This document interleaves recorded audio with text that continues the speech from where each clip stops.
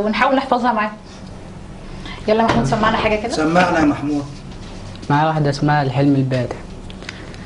الحلم كانت الناس والرموز والدموع حاضرة، شعرها ناعم وشكلها حلو وعيونها خضرة، بتشاور من بعيد فاتخضيت، ولما كلمتني بسرعة حبيت، ولما قالت لي بحبك اتسرعت، انا كمان حبيتها، احنا الاتنين حبينا بعض، وكنا عايشين في قصة حب كبيرة، كأننا في غابة والشجر حوالينا، وكأننا في فيلم وكل الناس ما يتخضوش، وكأن انا البطل وبحميها من الوحوش، في الأحزان معايا وفي الأفراح معايا، حبتني وعمرها ما فكرت إنها يوم تجرحني، وكنت أما أزعل في يوم تداويني لحد ما تفرحني، كانت بنت ناس وحطاني في عينيها،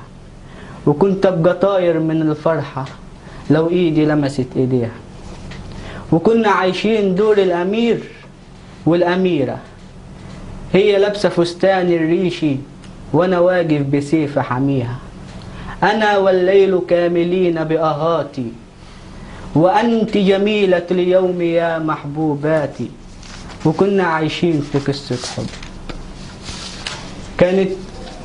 كانت النجوم من فرحتها بينا مالية سماها علينا، وكان القمر منور طريقنا في الليالي، الفرق بيني وبينها مفيش، لكني بنده بصوت عالي، يا محبوباتي النجم أمرني إنني لا أترك الحب بماني، وكنا عايشين في قصة حب، وكنت بسرح في خيال كبير متغول، إنها الأميرة وأنا وأنا الفارس الأول، وكنت أما أزعل تزعل على زعلي، ولما بسرح تجري تشغلني، وأنا عمال أفكر في اللي كان افتكرت من يومين إنه كان حلم حلمته زمان.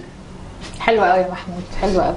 انا بس عاوز يا استاذه ميادة اساله في سؤال معين، ليه الشعر كله متاثر